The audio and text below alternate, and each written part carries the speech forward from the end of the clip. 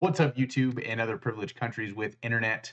I go by the handle of Devtrast, and I am launching my first ever game studio, indie game studio called Union Wrench Studios. And I'm going to have my first foray into game development, and I want to bring it all to you in a web series about my entire process, what I go through in order to make this game. It's going to be a pretty simple game thanks to all the advice from the different game dev subreddits, specifically indie game dev, as to keeping the project very small and compact, as to not build your dream game on the first try because you'll be disappointed. You're not going to be able to do it with your current skill set, and I am very inexperienced in most of the skill sets needed to launch a game. So I hope that you guys find this very helpful if you're also becoming an indie game dev. And I want you to see the whole process, including not only what I do in Unity, but all the different tools I use to organize my thoughts, all the different things and sketches I do, and all of the organization that I put around building a game. And one thing in my past that I am very good at doing is starting projects and then never finishing them. So I want to use this YouTube series and some of the tools that I have built in place to hold myself accountable so that I do launch this game. I want to launch this game in a year is the desired date, but I've given myself up to 2 years in the future. Big reason for this is I just turned 29, and if I can launch a game before the time I'm 30, that'll be a big goal and milestone that I've had my eyes on for quite a long time. Okay, So Boomer. I invite you guys to join me on this journey. Let's take a quick overview of what I'm looking at here. As I said, I will be doing a clicker game. So this is going to be a clicker slash idle slash incremental game set in space called Space Imperialist Idle. And so you are going to be a colonizing ship, and you were sent out by your local government as per your civic duty, and you were going to colonize other planets so that you can farm resources from those planets and suck them dry, much as our own society is doing to our world. So it'll be great because I have a lot of inspiration to draw on based on real life events. We get to draw oil and suffocate the planet. So who doesn't want to do that in a clicker game? That sounded like a great idea to me. So I've done a couple of different tutorials up to this point. Right now, I'm planning on implementing pixel art for the main style, and we'll go over that in my game design document. So I've done some tutorials. I'm following a guy named Adam C. Eunice, who does really good pixel art classes. So I'm following along with those. And then I just recently completed a 3-hour cookie clicker like clone in Unity from a guy named Jimmy Vegas. Jimmy Vegas does his own Unity tutorials on YouTube, and he has his own website. He provides all the assets that he uses. He provides the code. Really good content creator if you want to learn anything in Unity. Really helped me. So my experience so far has been I've just dived into Unity. I have a little bit of programming experience, but not in C, which is what Unity is in, C#, I think it is. And all my coding experience is within Visual Studio, and so that's within Excel. So I used that experience to create the first tool that I needed for this journey, and that is the timesheet, because I wanted to document how long I have been working on this project, and this is another way for me to hold myself accountable. So the first tool that I created to help myself in this experience, I used my extremely advanced Visual Studio experience to create this. It's got two main buttons, punch in and punch out. Punch in, shabam, makes a new row down below. Very advanced coding. I don't know anybody that has this level of expertise in Excel coding, but creates a new row, and it also adds the current date and time. Phenomenal stuff, I know. And then the punch out button, boom, adds a punch out here, and then this row here automatically populates with the time that is the difference between those two dates. So 16 seconds, I think that is. There's a subtraction sign in there. That is primo work there. I've got it in the bag. Nothing about it. So then you can put some comments in here on what the work that was done. So I'm going to leave this punch out blank because I will use this as a timestamp for today. And one piece of one piece of inspiration that I drew from a guy named David Whaley, I think his name, Whaley or Wale. He created the first tree, which he was an indie game dev, and he launched it with I think he was still working a 9 to 5. I'm not exactly sure, I don't remember. But his his whole thing was no 0 days, and that's one thing that I'm really trying to do with this project, is to make sure that there's no 0% days where I have no work done at all on the project. And that also ties into a book that I read called The One Thing, which uh, talks about in business that if you have to do one thing every day in order to further your business. And in order to start this process, you need to dial in what is the one thing that if you only did one thing for your business today, what would that be that would further your, what would be the most impactful thing that could further your business? So the main thing is coding in Unity, I think, is the most basic thing that I can do. Because if I don't do this timesheet, or if I don't record my notes in Evernote, or whatever it is, if I don't do any of those, but if I do code a little bit in Unity, or do some prototyping in Unity, that's going to be the most beneficial thing. So I want to really focus on doing stuff in Unity. But all this other stuff is secondary, but I do want all this other stuff done because I think it's a great documentation process as well for going through game development. So today we're looking at the first, looks like 15 days of this, and I want this to be a weekly release going forward. So this will be the longest entry in the series, and then you should see videos about half the size of this going forward. But this first day is when I built this timesheet file. I did just a basic overview of the game. I kind of went over some basics of the gameplay loop, and then I designed what would be known as the home system. So in this game that I envision, it'll be on mobile, and I also want to release it on Steam. And there's some advantages and disadvantages of that. I want to do mobile mainly because I want this game to be portrait mode, so I want it to be vertical on your phone. The big draw for me there, I believe, was I just want to be able to pull it up, and I want to be able to do it with one hand. And I don't want to have to turn my phone, because I think there's a little bit of immersion that breaks when you do that.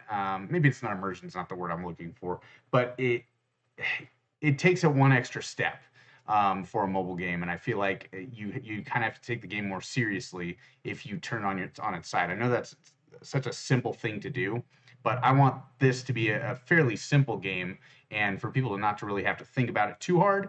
And I also want it in portrait mode for Steam, because I found myself playing a clicker called NGU Idle. And while I was playing that, what I wanted to do was I wanted to really drag it to the side, right? So I wanted to drag it over like this, and then have, any of my other projects up like this. So I could do it over here. So this was the main reason too why I wanted it in portrait mode, is because I want to be able to run it over here on the side, and just have as kind of an afterthought, while not having the window, on the main part of the screen. So focused on that. This would be a good time to transition into Evernote and what I use for my organization. So Evernote is an amazing program. I love it, and I pay the premium fee for it. So I do I don't know, $4.99 a month or some absurd charge that it is, um, in order to get a couple extra features that you don't get with the free version. But I highly recommend it. It's a great program. And the one thing that in my research of game development that I found was I needed a game design document.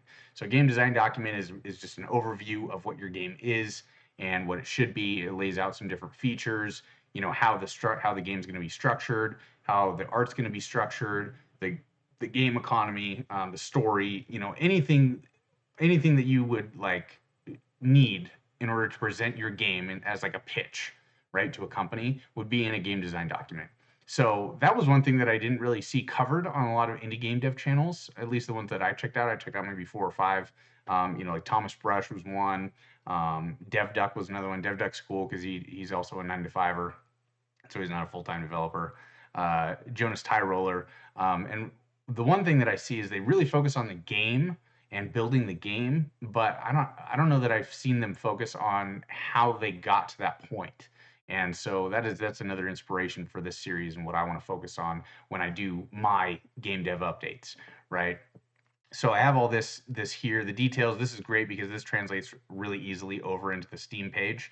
So, and that's where a lot of the inspiration that I got for the titles here, what I wanted included in here, was I just envisioned, like, if I was looking at my game on the Steam page, what would it look like and what would be included in that? So that's what this is.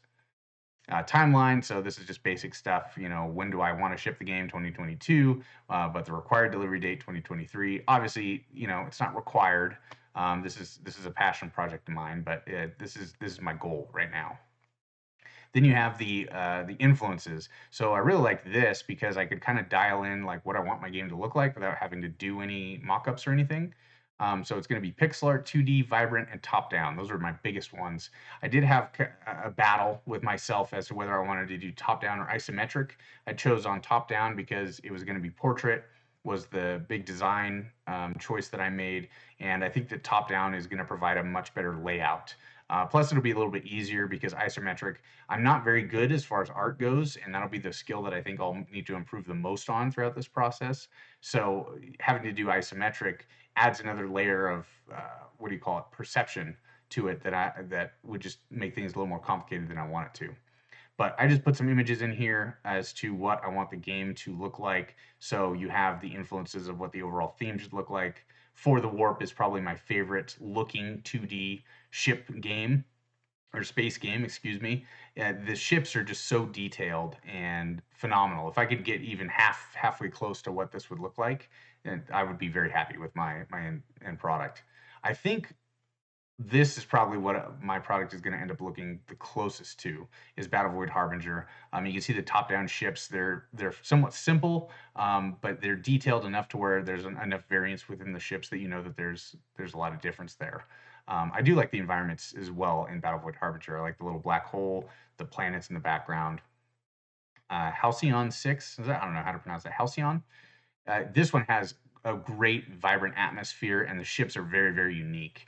So that's what I'll be drawing inspiration from there. UI, I just looked at the highest rated UIs, and I'm going to take some elements from those. Adventure Capitalist is obviously a very, very highly rated clicker and idle game, and I love how clean it is. That's what the biggest thing I took from their UI. And then as far as the environment goes, what I would love to create within this game is I want the environments to feel as varied as like a lot of fantasy environments are. So when you drop into like World of Warcraft, right, and you're playing, every single different area is very, very different and has a lot of different attributes to it, right? You have the forests and you have the deserts and all these different things that have different set pieces within them. And I feel like with a lot of space games, it's just very, very minimalist comparatively, right? So like you have the darkness of space, and then you have these different like nebulas or like nexus like objects. This I love this red photo here. I think this is a really cool space environment. So I want to be able to draw from the variance of fantasy environments and incorporate that into space environments. So when you're exploring in my clicker game, I want each environment to feel very unique, and come across set pieces that are very unique, more different than I think what we've seen. And I'll have to explore my capabilities, obviously, with my art, but that's the biggest inspiration that I drew from just doing this like simple Google search for space backgrounds. I think this is really unique too. I like this like broken ruin of a portal or something. And then planets, there's a lot of variants with planets that I think could be done. This is really unique. I don't know if I want to do like these wild, strange planets that are like, like shaped like old, I don't know, monsters. Maybe I do. I don't know. We'll see. But I like the idea of different shapes for planets. I think there's no reason why we have to settle on spheres. I understand that breaks the laws of physics, but this is a video game, so I don't have to abide by the laws of physics. I just have to abide by the laws of unity. So I think hexagonal planets or cubed planets or cylindrical planets. I think playing with the shapes would be really, really cool thing to add as far as in there. Then you got all these different ship influences. I've already gone over a couple of these. And then Dreadstar, this was one that I added because I really like the animation on the ships, as far as their weapons goes and the simplicity of them. I think my first initial sketches of ships will look a lot like this, where it's very, very simplified. And then here's just some more ships that are very, very unique. Top-down rendering style. So I had this battle between isometric or top-down, and ended up settling on top-down. So that's all my art influences so far. Story, haven't really touched on that. Don't think I will. Will there be like a light story in the background? Maybe. There's been several clicker games that have done that successfully. I think the Dark Forest is what it's called, and a couple other ones. But I don't know that the story is going to be a very hammered-on concept in my game. Core loop. So I took a lot of time to really focus on the core loop and what that is. So in most incremental games and clicker games, you have a reset. And so you get yourself to a point where progression slows to a crawl. And in order to make that progression go faster, you need to reset. So it's like a prestige system. So in this one, that'll be no different. This time, because you are a colonist and imperialist for the government, you're just going to be able to give your properties to the government, and they're going to give you a huge starting head start on your next colonization. So I think that also makes it thematically more interesting, because it doesn't it's not just a basic reset where you're like, oh, just hand it all into some imaginary force and for some reason you get this number. Like I feel like thematically it'll work out a lot better. Then you'll be able to explore, so there will be all these explorable areas on your home screen, and when you explore them, your fleet of ships will go through that area. So that's where I want all the different the different environments and set pieces to be available to the player. And as you're going through there, you can discover planets, you can discover crash ships, you can discover all these things that are interactable. You can fight and things like that. And like when you discover a planet, that's when I want you to be able to add it to your home screen. So let's say you discover a planet, then maybe it'll create like a black hole or a teleporter to that planet, and it'll appear on your home screen, and then you can harvest it for resources.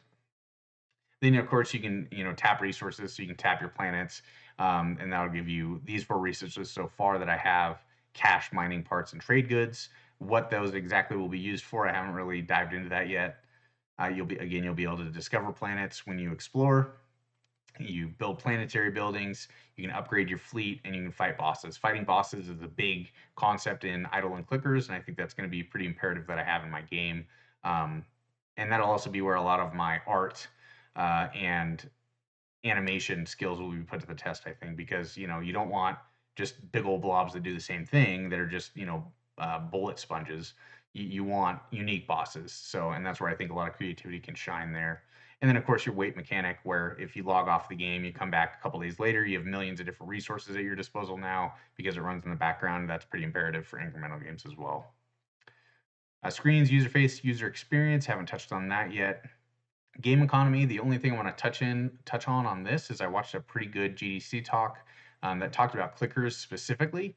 And one of the successful clickers used opt-in ads where it just asked the player, even for a banner ad, like, hey, do you want to see this banner ad? You're going to get, X resource or X time or whatever it was, X reward.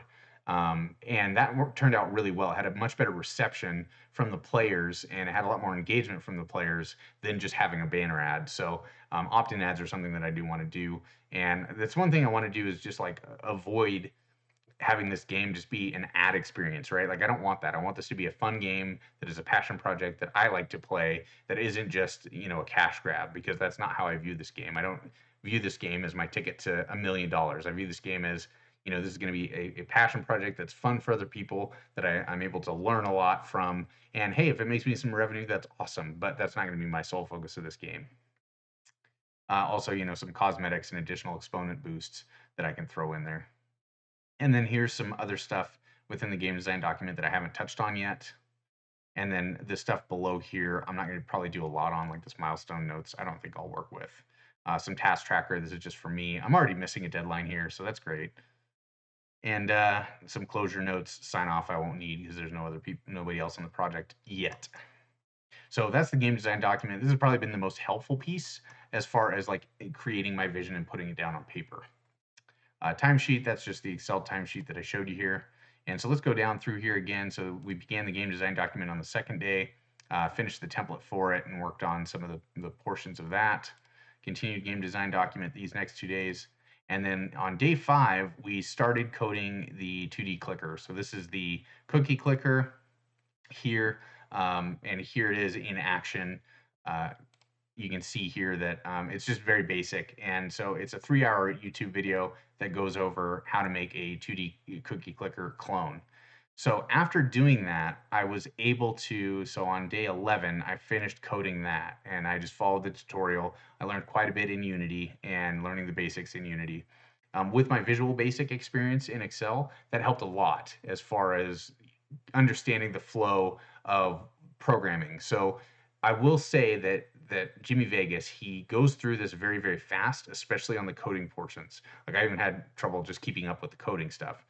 And he doesn't really explain it very in depth for like people that have never coded before. So I wouldn't recommend it right off the bat. If you want to learn programming and how programming functions and kind of the flow of programming, I would recommend taking more scripting centric tutorials. But this was a great game for my position. Again, I have some experience in coding. I'm also doing a couple Udemy Python courses, and so that helped as well. So I finished that on day 11, and then I did not keep that prototype, but I used that in order to create this. So this is my current prototype for the game, and I based this heavily on the home screen that I envisioned. And so on my Evernote here, on the home system, here it is. Here is what my first sketch of my home system and what I envisioned it to be, right? So you'll have your founding planet here, funding planet, supposed to be founding planet. And this is the planet that you start out on, and this is the only thing that's available for you to click on initially. And all of these 6 spaces are going to be unexplored space initially. And then as you click on them to explore, then you can discover new planets, you can discover set pieces like this crashed ship, and each planet or each set piece is going to give you different functions throughout the game. And so when you click, you're going to get different resources. Mainly cash, I think, will be the starting one. And then as you build on these planets, each different one, including your founding planet, you can get different resources. So this is my amazing drawing of a pickaxe that represents like ore or mining parts. These little stars are actually cogs, believe it or not, and they will function as parts. And so this will be your part resources, and then your trade goods, and then your cash over here. And so each building you build on a planet will produce, one of these different resources. So like this driller will make this ore, and this factory will make like parts or trade goods. And then this was supposed to be a ship dipping something into gas on the planet, right? So it'll make like trade goods or something like that, right? And then like these set pieces that aren't planets, so like a crashed ship. Maybe you encounter these types of set pieces more often, but maybe these will give you more parts than like say a factory would. And so maybe if you want to like be focused on that, I don't know, you can have different strategies going that way. And another thing that to note on this unexplored space is that each exploration is going to be incrementally more difficult to do. So this might be something where you'd want to reset to get a higher bonus in order to make these explorations faster to get to. And then one thing I didn't cover was what I wanted down here in this drawing. And so that's what I did in Unity, is using the cookie clicker template that I had. These are all the leftover assets from that. I modified this. This was the cookie, and this is actually just a planet. All of these assets were just Google image search. Probably, copyright is not like a thing for these. It is a thing for these. And so, here's your different resources that'll have appear there. Here's your unexplored spaces. And then down here will be some buttons. I haven't figured out what I want to put here. But I think what would also be cool is for the founding planet to have just different things that can orbit it, that can go in these spaces here that you can't do on stuff like this, right? Like in your planets you find down here. Maybe you can. I don't know. Haven't got that far yet. Well, let's take a look at the prototype here. You'll notice that mining will change to cookie. And then when you click, all it does is just add to the cash value. Because I have these leftover assets, they pop in at weird sizes, but this is what it is. Just a very basic prototype. So my next goal is to get this prototype completed. So once I get this prototype completed, I can get it out in front of people. And that's one thing that I picked up on from all these different GDC talks and watching all these different indie devs is that you want to get a prototype, you want to get it out in front of people, and you want to do that so that you can understand if your game is viable and will be marketable, right? Because you can do all the marketing in the world, you could have the best YouTube channel in the world, you could be the best programmer in the world, but if you throw together a game that isn't fun, well, then it's not going to sell, right? And so not only do I want a game that sells, I want a game that's fun, and I want a game that people pick up and are like, "Yo, this is really fun. I like getting a hold of it." Maybe I'm shooting myself in the foot by making a clicker for that reason because I know clickers and idle games are not like really mainstream, but it could also be a benefit, right? Because I noticed on the Steam page, the reason that I'm going this route for this clicker game is that I don't see anything like this in Steam. Now, there might be on mobile. I haven't done a really big deep dive into mobile. If you guys know of any mobile games that are like something that I've just put together, please let me know in the comments, and I'll go check it out. I'll see what works for that game, how well received it was, and maybe that's something I'll do some research in my free time coming up in this next week. But that's all I got so far. And so next objective is complete this prototype, get it out in front of people, and see what the reception is like for that. So I appreciate you coming with me on this journey. Hope you guys have a great week, and I will see you next Friday or Sunday or whenever I put this out. All right. Bye, guys.